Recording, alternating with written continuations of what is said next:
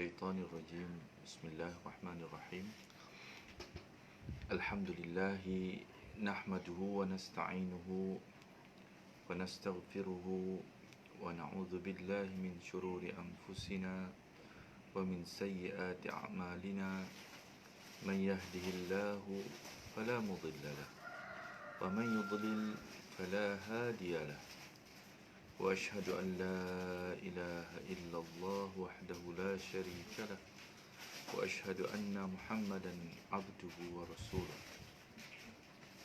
اللهم رب اشرح لي صدري ويسر لي أمري واحلل عقدة من لساني يفقه قولي أما بعد فإن خير الحديث كتاب الله وخير الحدي حدي محمد صلى الله عليه وسلم وشر الأمور محدثاتها وكل محدثة بدعة وكل بدعة ضلالة وكل ضلالة في النار اللهم لا سهل إلا ما جعلته سهلا وأنت تجعل الحزن إذا شئت سهلا اللهم اجعل القرآن ربيع قلوبنا ونور صدورنا آمين يا رب العالمين. Saudara-saudari rahmati Allah Subhanahu wa taala. Assalamualaikum warahmatullahi wabarakatuh. Alhamdulillah, moga-moga saja Allah Subhanahu wa taala mengurniakan kepada kita kemudahan dan kebaikan untuk meneruskan perjalanan kehidupan kita melalui hari-hari baki hari-hari yang semakin menuju kepada pengakhiran hidup kita di dunia ini,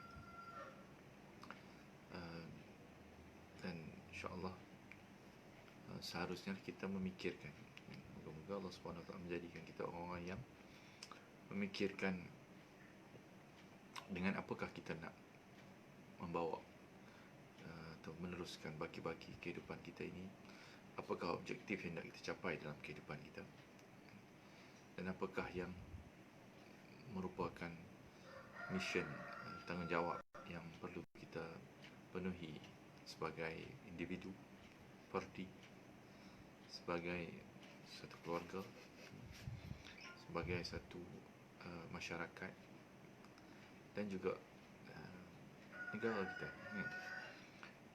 Semua ini mempunyai misi dan tanggungjawab yang tersendiri.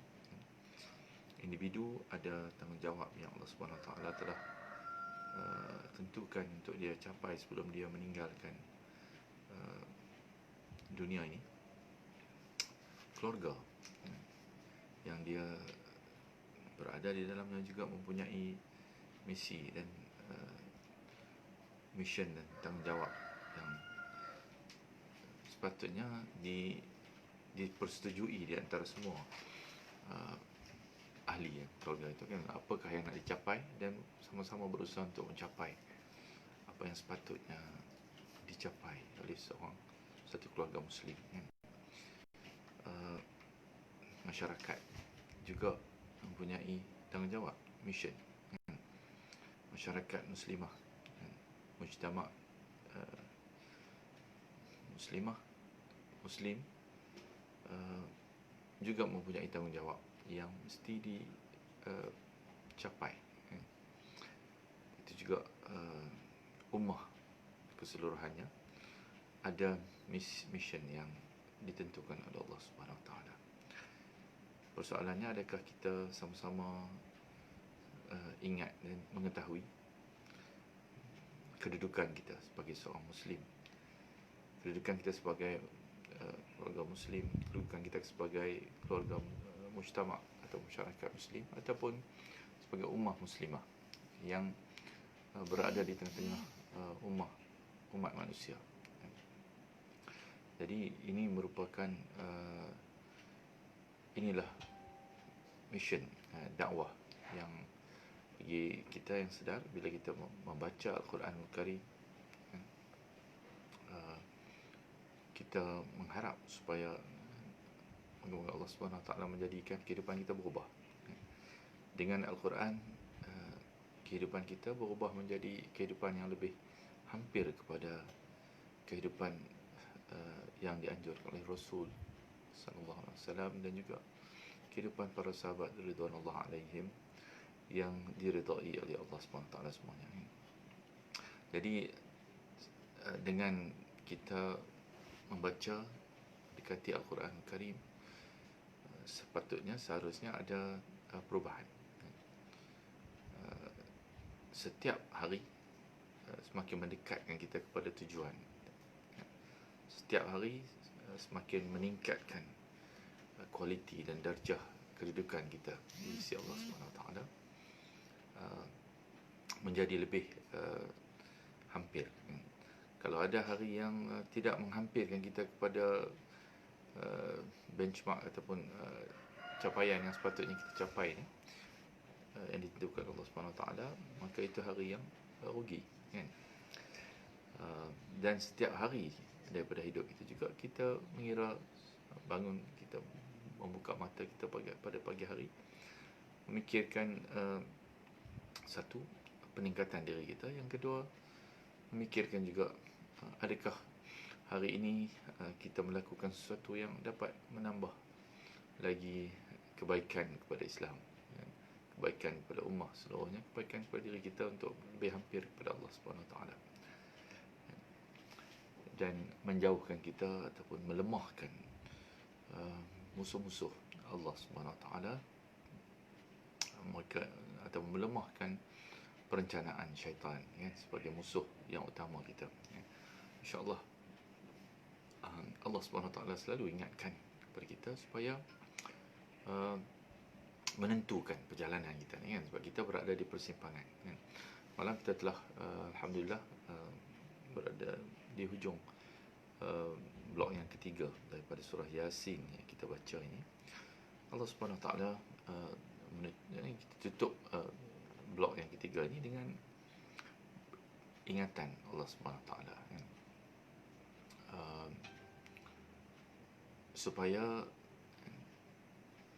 kita melihat kembali, kan, perkara yang dijanjikan oleh Allah Subhanahu Taala, perkara yang disebut oleh Allah Subhanahu Taala dalam kitab Allah Subhanahu Taala ini.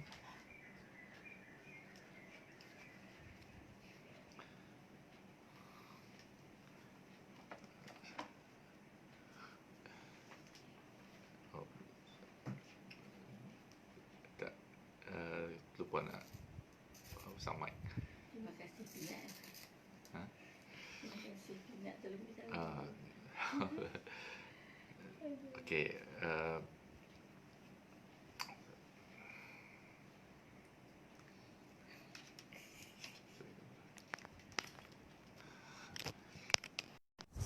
terima kasih kepada yang bagi tahu,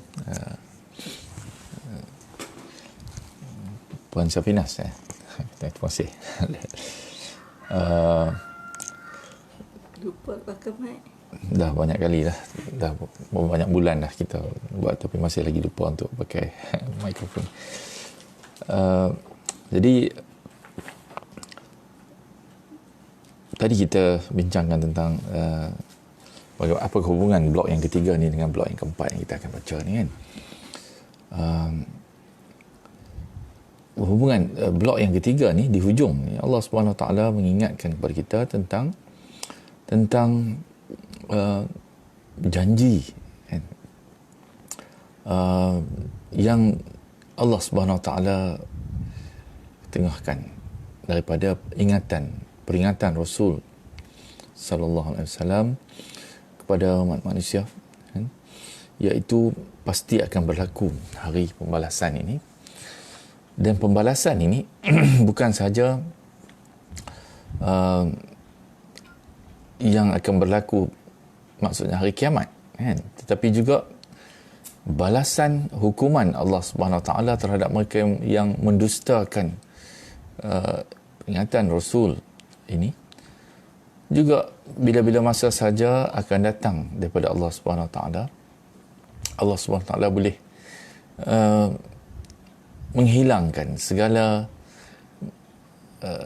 kenikmatan yang kita sedang tenggelam dan lupa, leka menikmatinya, kan?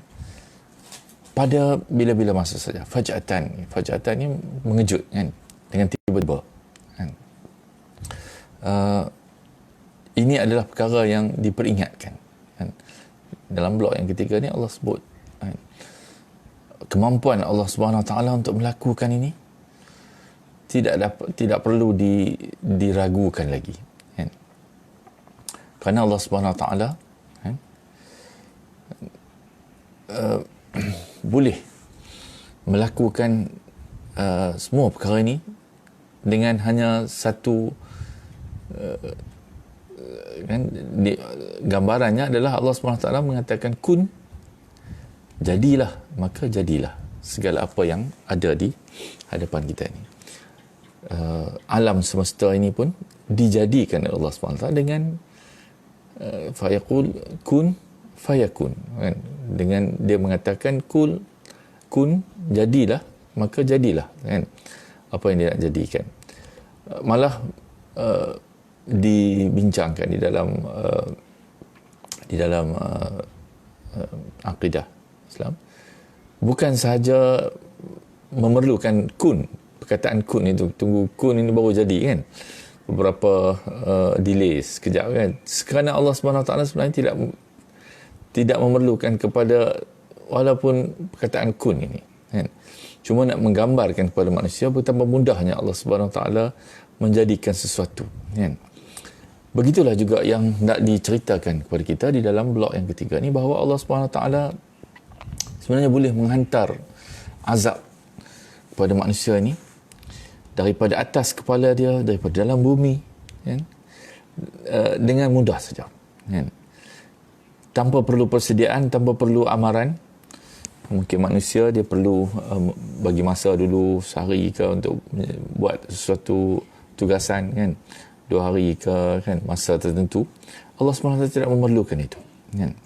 Kerana itu disebut dalam blok yang keempat ni, permulaan ini dia mengingatkan kepada kita tentang kat ini, kan. Blok yang keempat ni ayat 51 hingga 68. Allah kita baca dulu, kan. A'udzubillahi minasyaitonirrajim.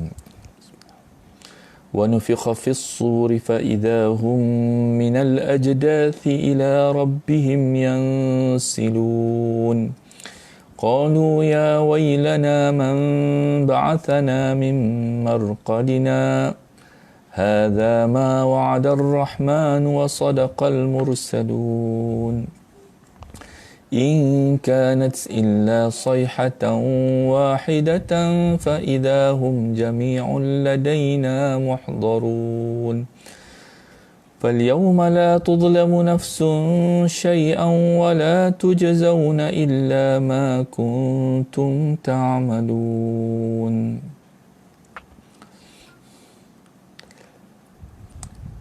ونفخ في الصور فإذا هم من الأجداث إلى ربهم ينسلون. Dan ditiuplah sangkakala, maka tiba-tiba manusia semua keluar dengan segera daripada kuburnya menuju kepada Tuhan mereka. Jadi Allah Subhanahu Wa Taala memaksudkan dengan permulaan blok yang keempat yang kita baca ni, bahawa hanya dengan meniup satu tiupan saja sebenarnya, kan, maka, kan, tiupan yang pertama kita baca dalam hadis menjelaskan, tiupan yang dalam ayat Al-Quran juga ada, kan. Tiupan sangkakala yang pertama ini, kan, akan hancurlah semua yang ada di dalam alam ini, dan semua manusia yang masih hidup juga akan mati, dimatikan oleh Allah Subhanahu Wa Taala.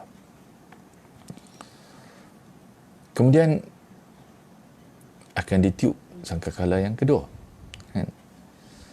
Maka tiba-tiba mereka keluar, kan. Keluar ini maksudnya Allah SWT membangunkan kembali manusia. Tidaklah sukar bagi Allah SWT membangunkan balik manusia yang telah hancur. Semua manusia yang telah hancur daripada segala zaman akan dibangkitkan kembali oleh Allah SWT dengan segera daripada kuburnya. fa idahum minal ajdathi ila rabbihim yansilun. Bangkit dengan tergesa-gesa, kan? Keluar daripada kubur mereka, kan? Ila rabbihim, kepada Tuhan mereka, yansilun, kan? Dengan segera menuju kepada Tuhan mereka. Kenapa manusia bangkit daripada kubur kemudian menuju kepada Tuhan mereka? Ini kita telah baca dulu dalam surah apa Allah Subhanahu Wa Taala menjelaskan bahawa manusia bangkit menuju kepada satu tanda, kan? Satu titik pertemuan, kerana mereka sebenarnya sedang beramai-ramai, kan, berarak untuk menuju kepada perbicaraan mahkamah Allah Subhanahu Wa Taala. Ini adalah masa-masa yang amat mengerikan, kan? Menakutkan, manusia, mencemaskan kita, kan? Semua orang, termasuk orang yang beriman dan orang yang tidak beriman, diceritakan kisah ini supaya masing-masing ingat, merasa cemas dan takut dengan peringatan ini. Bagi orang yang qalbun munib, kita kata hatinya ada terdetik keinginan untuk kembali kepada Tuhan dia, orang yang menghidupkan persediaan takwa dalam diri dia, maka dia kecemasan ataupun ketakutan kepada peringatan ancaman Allah SWT ni akan menyebabkan dia menyediakan diri dia. Kerana diceritakan di dalam hadis, kan, semua orang akan dibangkitkan dalam keadaan yang sama, kan? Tidak ada seurat benang pun, kan? Kemudian dibangkitkan dengan umur yang lebih muda, kan? Allah Subhanahu Wa Taala akan bariskan semua ini untuk menuju kepada mahkamah perbicaraan Allah Subhanahu Wa Taala di satu padang, padang tempat berkumpul manusia, mahsyar, kan? Hashr ini adalah tempat hashr ini adalah pengusiran manusia berkumpul di satu tempat. Mahsyar, tempat berkumpulnya manusia ini, kan? Ini adalah tempat di mana manusia semua akan menanti dengan penuh cemas, kan? Apakah yang akan berlaku pada dia.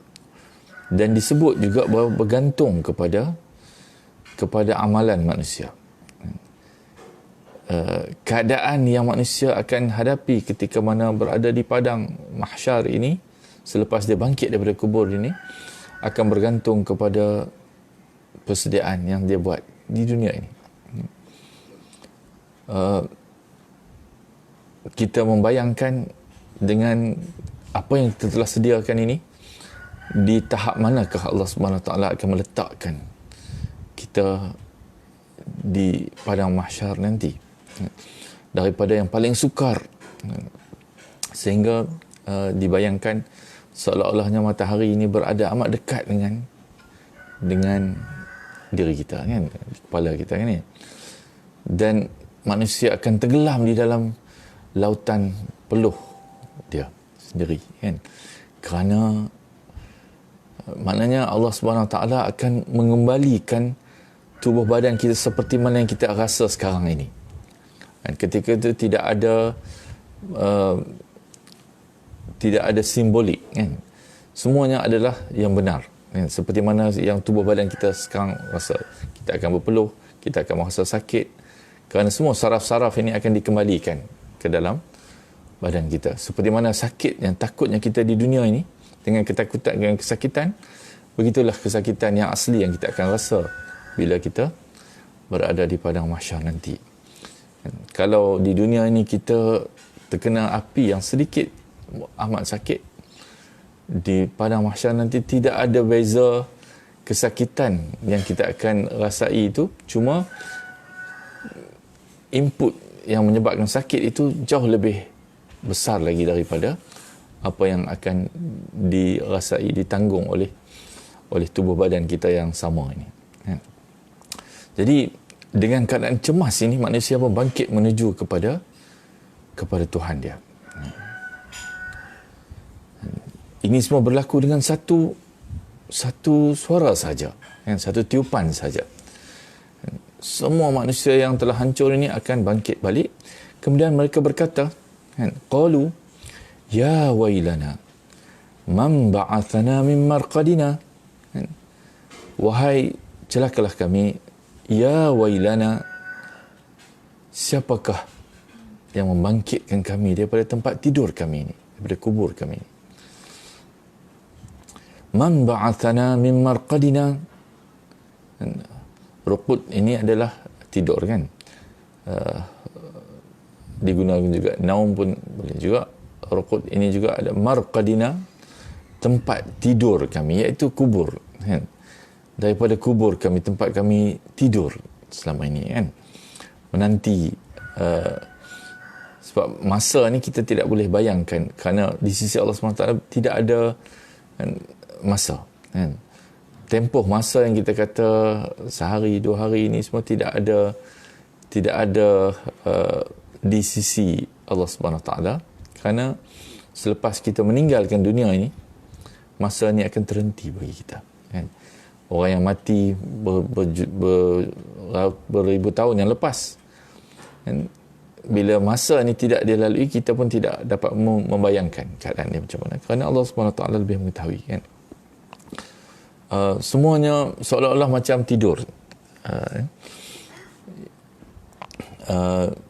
Kemudian mereka akan dibangkitkan dalam keadaan yang seolah-olah orang membangunkan daripada tidur kan? Mereka dalam keadaan yang menyesali kan. Sebab orang yang dibangkitkan dari tidur ni kadang-kadang dia marah kan, kerana dia rasa dia sedang tidur kan. Siapakah yang membangkitkan kami daripada tempat tidur kami ini, kubur ini? Hadza ma wa'ada ar-Rahman wa sadaqal mursalun. Sebenarnya jawapan yang diketengahkan ini kan, cuma dibincangkan siapakah yang mengucapkan ini sebenarnya. Kemungkinan dia diucapkan oleh mereka sendiri ataupun diucapkan oleh malaikat Allah SWT untuk menambahkan kehinaan ke atas mereka kan. Inilah yang dijanjikan Allah, Tuhan yang Maha Pemurah, dan benarlah mursalun wa sadaqal mursalun. Maka benarlah rasul-rasulnya dulu di dunia dulu yang telah menyampaikan peringatan ini kan. Apa yang dibayangkan oleh ayat ini adalah penyesalan mereka yang dulunya tidak memberi perhatian kepada apa yang diingatkan oleh Rasul ini. Bahawa Rasul-Rasul ini datang daripada Allah SWT. Seperti mana kita baca dalam awal surah Yasin ini. Mereka mengingatkan bahawa kami ini adalah utusan daripada Allah SWT. Menyampaikan apa yang Allah SWT suruh sampaikan. Maknanya apa yang disebut ini dalam Al-Quran, semua ini adalah kiriman daripada Allah SWT yang supaya mengingatkan manusia apa yang sebenarnya telah menjadi janji di antara manusia dengan Allah SWT untuk melalui kehidupan di dunia ini dengan cara yang tertentu yang Allah SWT telah tetapkan. Jadi pada akhirnya benar dan terbuktilah apa yang telah dijanjikan oleh Allah melalui para rasulnya. Dan azab yang dijanjikan itu kini berada di hadapan mata mereka dan tidak dapat melarikan diri lagi daripadanya. Hanya yang ada keluar adalah ungkapan penyesalan saja yang dapat keluar daripada mulut mereka. Akhirnya mereka diingatkan kembali ingatan dulu ketika mereka telah diperingatkan tentang perkara ini oleh Allah yang bersifat Maha Pemurah. Sebab itu disebut hadza ma wa'ada ar-Rahman. Inilah yang telah dijanjikan oleh Ar-Rahman. Kenapa disebut Ar-Rahman? Kerana bahawa sifat Ar-Rahman inilah yang Maha Pemurah yang menyebabkan Allah SWT mengingatkan manusia berulang kali dalam Al-Quran ini kan. Berulang kali tentang apa yang kamu akan hadapi nanti. Jangan tak percaya, kan? Percayalah, kan? Kamu akan menghadapi perkara ini, kan? Semua manusia diperingatkan oleh Allah Subhanahu Wa Taala Ar-Rahman. Kerana sifat Ar-Rahman inilah maka Allah mengingatkan, kan? Patut ditekankan, kan? In kanat illa sayhatan wahidatan fa idahum jami'un ladaina muhdarun. Tidak adalah teriakan itu selain sekali teriakan saja, maka tiba-tiba mereka semua dikumpulkan kepada kami.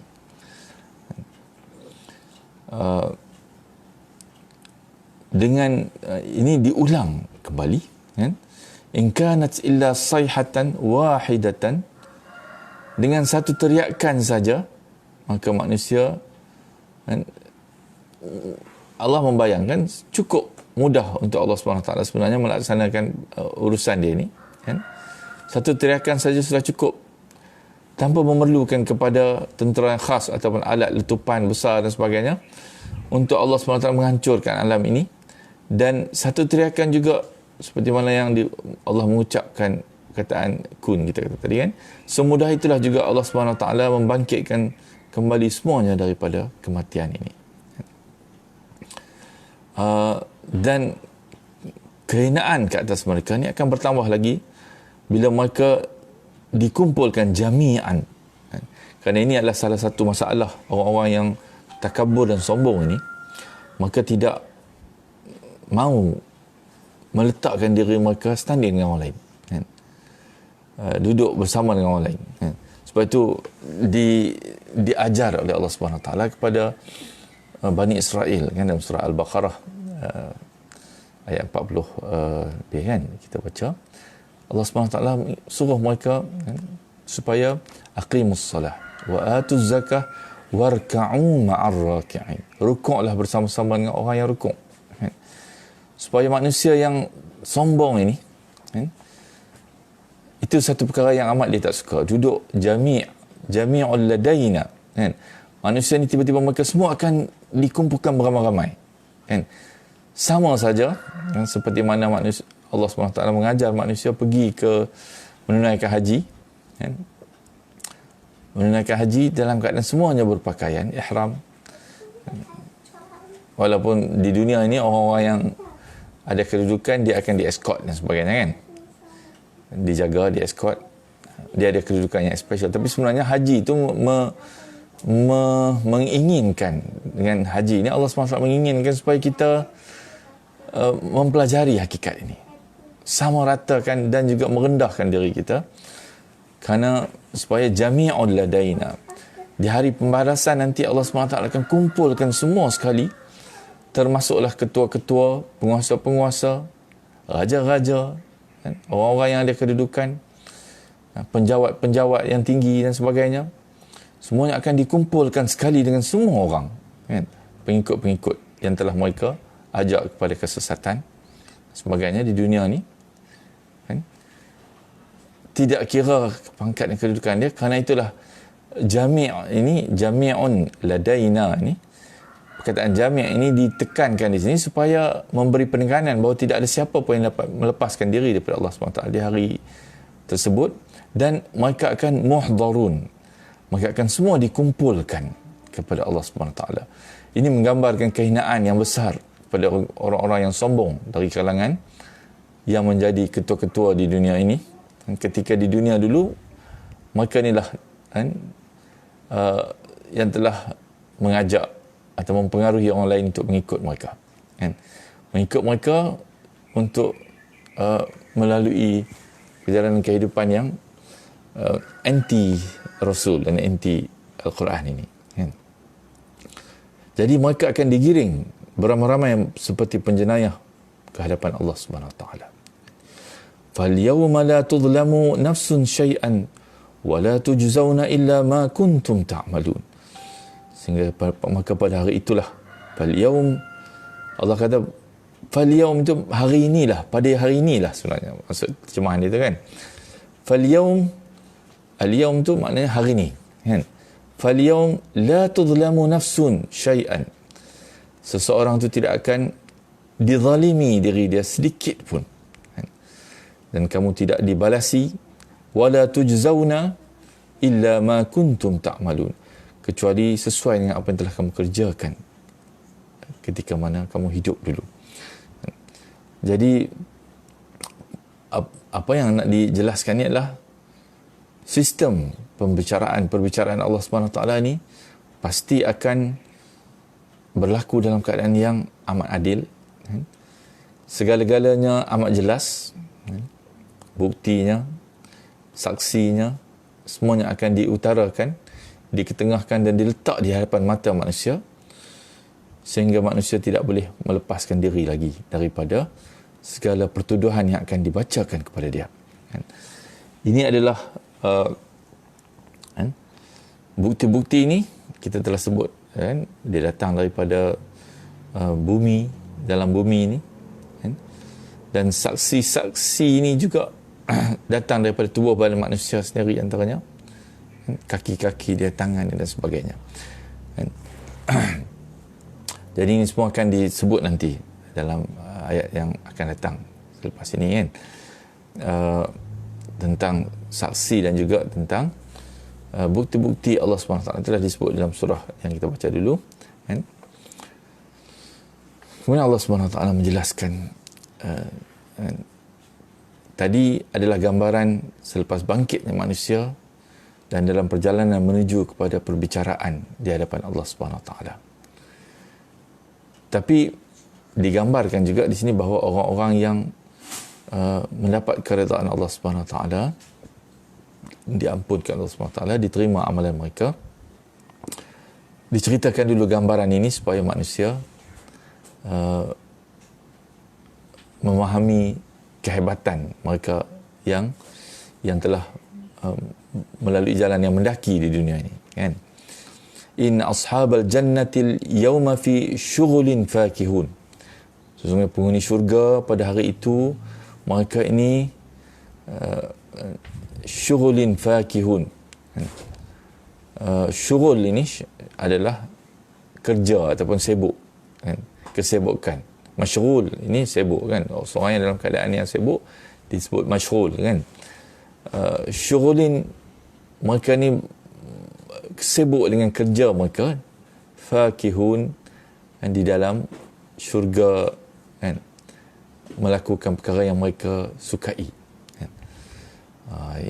Gambaran ni gambaran yang istimewa sikit, kan. Nanti besok insya-Allah kita akan jelaskan, bincangkan gambaran di dalam syurga ini. Apa yang istimewanya dengan ungkapan-ungkapan Allah SWT ni yang menyebabkan motivasi ini menjadi motivasi yang amat istimewa, kan. Mungkin nanti kita akan lihat secara lebih dekat supaya insya-Allah menimbulkan, benar-benar menjadi motivasi kepada kita di dalam diri kita, kan, insya-Allah. Kita berhenti dulu di sini dan kita sudahi dengan wabillahi taufik wal hidayah. Assalamualaikum warahmatullahi wabarakatuh. Subhanakallahumma bihamdika asyhadu an la ilaha illa anta astaghfiruka wa atubu ilaik. Subhanakallahumma bihamdika asyhadu an la ilaha illa anta astaghfiruka wa atubu ilaik.